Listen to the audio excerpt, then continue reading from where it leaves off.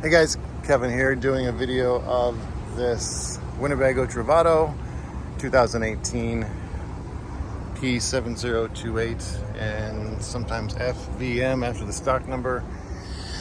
This one's been through the smog. It's been flushed and sanitized. That's for the tanks. We have a company that comes over and does that.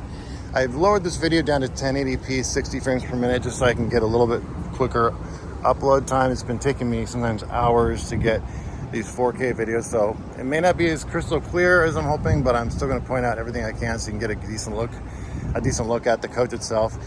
We'll do a walk around the body here. These are painted fenders. That's actually an upgraded version that is available on the Travato. Got a nice sturdy step in here. The fuel is accessible without opening the door.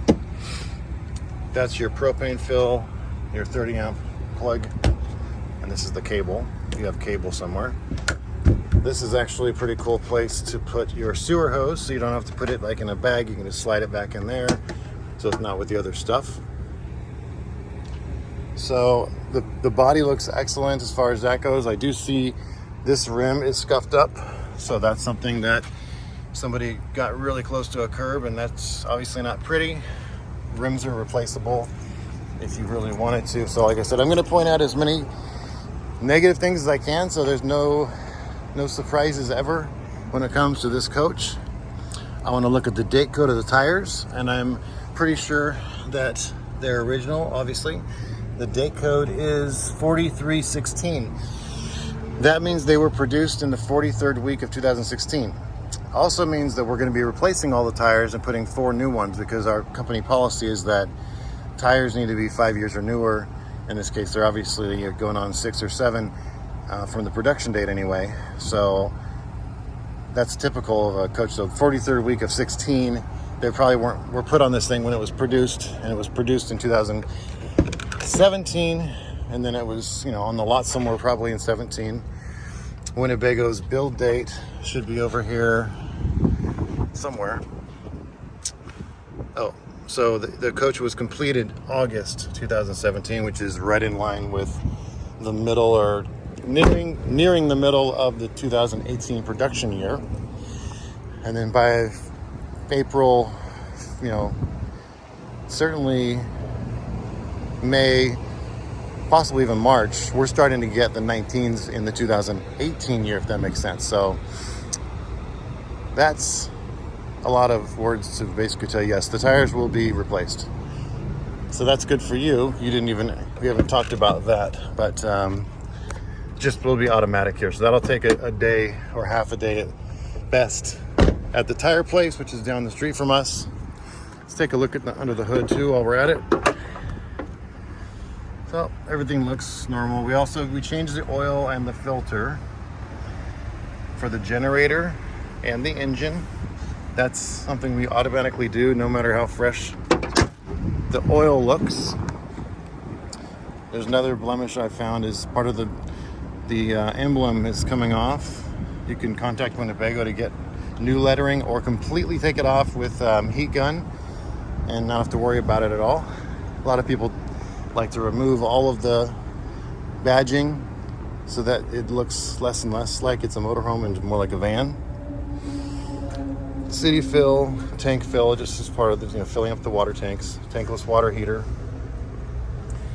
Flush system. This is how you flush your tanks, which is pretty cool. So a lot of units have this, but some you still have to put the hose in the toilet, and then open up your black tank and gray tank. But this one, you just connect to that, and then it's like a sprinkler system inside your black tank.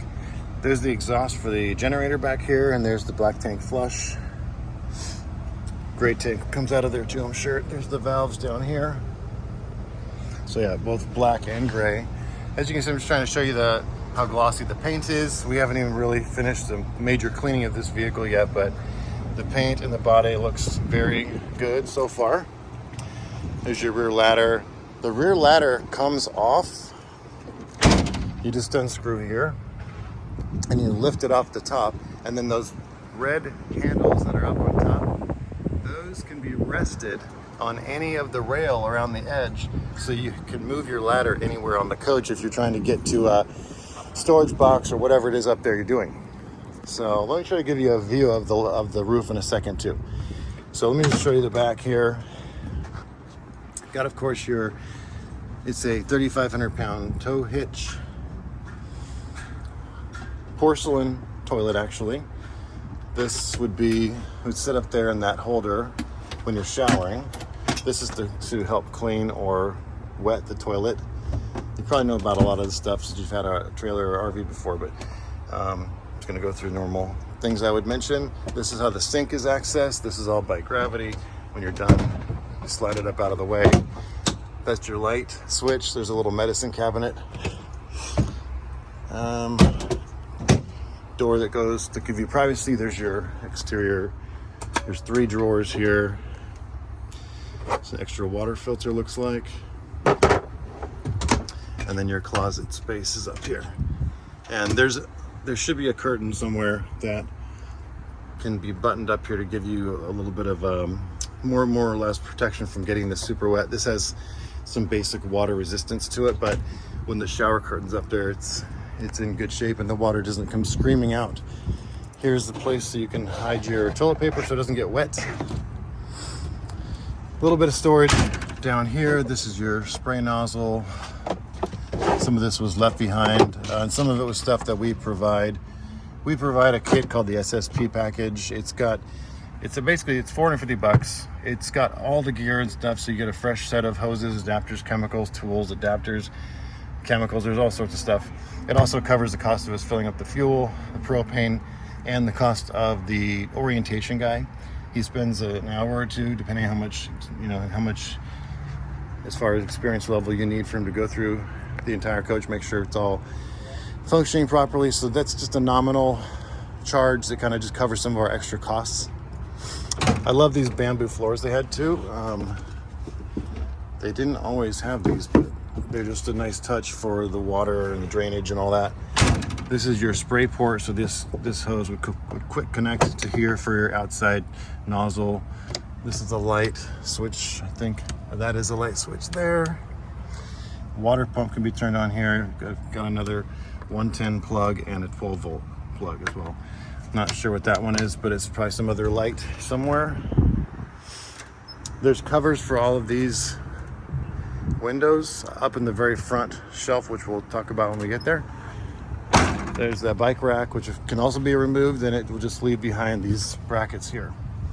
So I'm going to attempt to get on the roof. Maybe put the phone down for a second. We'll see how it goes. Just want to give you a view of what's going on up here without falling, of course. So you get your nice, looks like a 100-watt panel in the back here. There's actually 2 spare plugs if you wanted to add more panels, but then you'd lose room for whatever you're trying to store up here too. So there's not a lot of extra space. You'd have to get something that fits kind of sideways, probably more in the front, because there's another vent up there too. If I can get high enough. The very, very front thing is the antenna. Of course, the Coleman Mach air conditioner, one of the best ACs out there. It's really nice and quiet. This is the bathroom vent. So that's about it. Top of the awning is up there too. So you got a nice awning. This is electric awning. We step down. We washed the roof really good, so it gets all cleaned up. Okay, survived that. Backup camera is mounted up right in the center there, if you can see.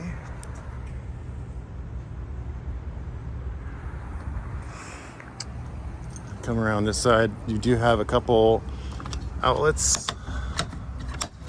This is a place that if you wanted to plug in your TV over here, a 12-volt TV or a 110 TV, you could plug in and have a table sitting out here with the TV on it if you really wanted. There's also an exterior solar mount if you wanted to prop up some solar panels behind the coach or something. If that's something you want to do, there is an outlet for that. The rest of the rims look okay. It's just that one that's scuffed up pretty good. Let's see. Oh, there's the other light switch. Went to this spot here, I think. So I'm going to turn that off. If that's the right one. Let's see. No, it's connected to this one as well. So that's still a mystery. So that one switch, no, that one's still in. That's probably in the inside. Okay, let's move on. So you've got another nice long step to get in. The handle is a nice touch. They added these actually, I think in 2017, possibly 18. They've made little changes every once in a while. There's a nice screen so you can keep the bugs out. As we enter, I'm gonna close the door so we can not get any glare. So got nice windows here. The screens come off, they wash the windows in and out, so I'm not gonna worry about popping that screen back in right now, but here's your table. It's nice quality wood. Winnebago seems to do a good job with just about everything they do. So you've got that, and then when the seat's turned around here, you've also got this table that kind of doubles as a workstation or a little spot to eat for the whoever's seating here. Now this one's already turned around. These are the nice grab handles you get with the upgraded chassis. You also get the armrest automatically, which is a little thing, but you'd be surprised how people, you know, like the ones that we sell that don't have the armrest, they don't usually notice it till they're driving home and they're like, where is the armrest? And it's like, well, it doesn't come on this one, and you can probably have it added later, but anyway.